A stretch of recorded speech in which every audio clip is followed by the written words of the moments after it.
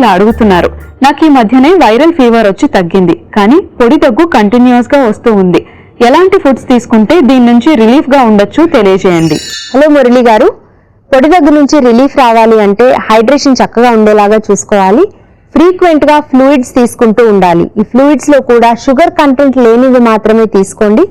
Spices లాంటివి, ఎక్కువ కారంగా ఉన్నటువంటి సూప్స్ లాంటివి తీసుకుంటే థ్రోట్ ఇరిటేషన్ ఎక్కువ అవుతుంది, కాబట్టి దగ్గు ఎక్కువ అవుతుంది. సో ఇలాంటివి అవాయిడ్ చేసి కొంచెం రూమ్ టెంపరేచర్ కానీ అంతకంటే కొంచెం చల్లగా ఉన్నటువంటి వాటర్ కానీ తీసుకోవచ్చు.